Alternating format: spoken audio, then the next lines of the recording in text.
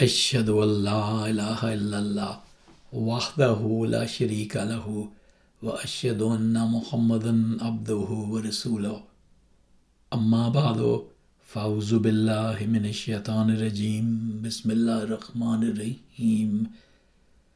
These are the Ramadan Daily Quran Studies for the year 2024, written by Zahid Aziz and produced by Ahmadiyya Anjuman Ishaat Islam, Lahore, UK. Study 19. Can non-Muslims preach their religions to Muslims? 1. It is generally held by Muslim scholars that in a country governed by the laws of Islam, while non-Muslims are entitled to practice their own religions and teach them within their own communities, they should be prohibited from preaching them to Muslims. This view seems to contradict the following principles laid down in the Quran. 1. There is no compulsion in religion. The right way is indeed clearly distinct from error. 2:256. لا إكراه في الدين قد تبين الرشد من الغي. 2. And say, the truth is from your Lord. So let him who please believe, and let him who please disbelieve. 18:29. وقل الحق من ربكم فمن شاء فليؤمن ومن شاء فليكفر.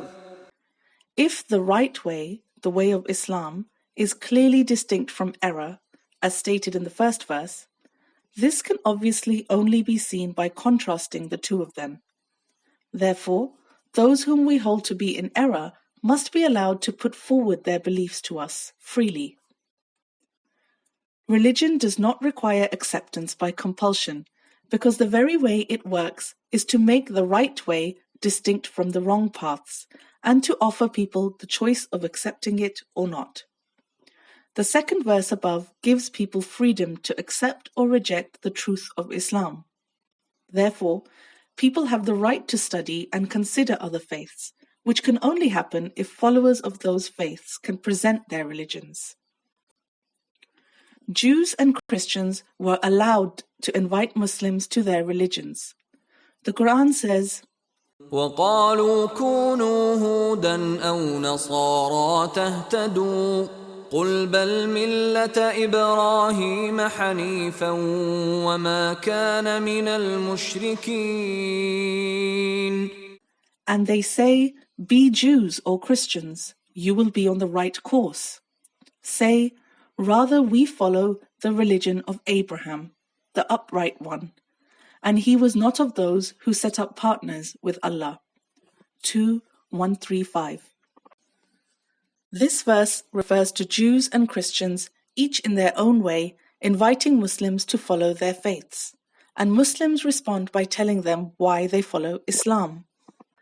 It is stated in the Quran more than once that the opponents of the messengers carry on a disputation with them. وما نرسل المرسلين إلا مبشرين ومنذرين ويجادل الذين كفروا بالباطل ليدحضوا به الحق واتخذوا آياتي وما أنذروا هزوا. And we do not send messengers but as givers of good news and warning. And those who disbelieve contend by means of falsehood to weaken thereby the truth. And they take my messages and the warning for a mockery. 18:56. وَإِن جَادَلُوكَ فَقُلِ اللَّهُ أَعْلَمُ بِمَا تَعْمَلُونَ الله يحكم بينكم يوم القيامة فيما كنتم فيه تختلفون. And if they argue with you, O Prophet, say, Allah best knows what you do. Allah will judge between you on the day of resurrection in that in which you differ. 22:68-69. There is no indication or implication in the Quran that the arguing by the unbelievers is prohibited once Muslims acquire power and rule in the country. The Quran gives guidance to Muslims on how to argue with others. It says, ادع إلى سبيل ربك بالحكمة والموعظة الحسنة وجادلهم بالتي هي أحسن. 1. Call to the way of your Lord with wisdom and goodly exhortation, and argue with them in the best manner. 16:125. ولا تجادلوا أهل الكتاب إلا بالتي هي أحسن إلا الذين ظلموا منهم وقولوا آمنا بالذي أنزل إلينا وأنزل إليكم وإلهنا وإلهكم واحد ونحن له مسلمون. 2. And do not argue with the people of the book except by what is best, save such of them as act unjustly. But say, we believe in what has been revealed to us and revealed to you, and our God and your God is one, and to him we submit. 29:46.